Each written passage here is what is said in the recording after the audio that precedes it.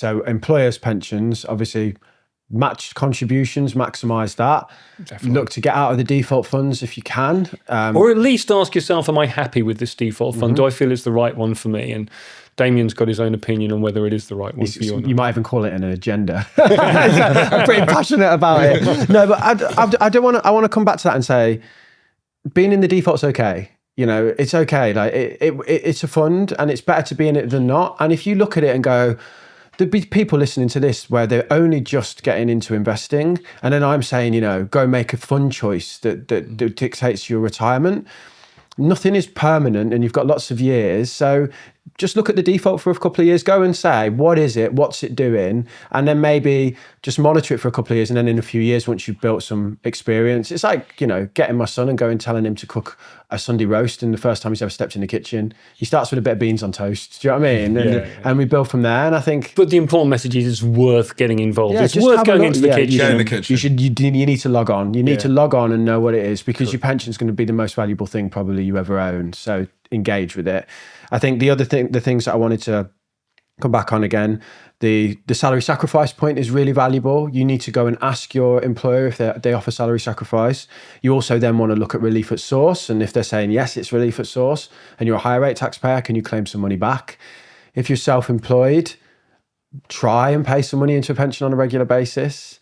Would that be a SIP product? It doesn't have to be, but yeah, I mean, a SIP gives you the most investment choices. A personal pension, LISA. Lifetime ISA, yeah, look at the lifetime ISA as well. Think about maybe a bit of both. Think about what balance works best for you. Yeah, and if you're a limited company director, there's loads of benefits there. So get your head around those. And then how often do you think people should be reviewing their pension and making... Depends what investment choices you've made. So I'd say for everybody, at least once a year. We talked about if you made some racy investment choices, then maybe a lot more frequently. So I think investment choices should be an influence in how often you look at your pensions and monitor the performance of them. But I would suggest at least once a year, just take a step back. You know, what's changed in my life? How much am I earning? What around my circumstances have changed? How's my pension performing? Get an updated projection, because I said, you know, the assumptions will all be wrong. So just keep updating them. And it's like a guided missile that keeps missing and correcting and missing and correcting. And eventually it hits its target, right? So you have to keep correcting course as you go along. Okay. And I asked you a question last time, and I want to ask a similar question. Are you optimistic about the future of pensions in the UK and the ability for working people to retire comfortably and well, maybe like their parents did? I'm reasonably optimistic. I think a lot of the tools are available to us. I think a lot depends on economic growth and how well the economy as a whole prospers.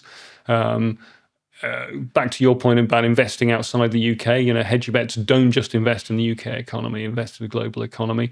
But yeah, the tools are there. I think it's going to get harder. I think the generation immediately before me, the baby boomers who all retired with those generous final salary pensions, they had the best of it, right? Gen X a bit less so. So there's more challenges further down the line, but I think there's also more opportunities and more ways you can save for retirement. So I'm more optimistic, but I would absolutely encourage, you know, to echo your messages. You need to kind of get involved and think about it for yourself. It won't happen by accident. This was a clip from our episode with pensions guru and general legend Tom McPhail.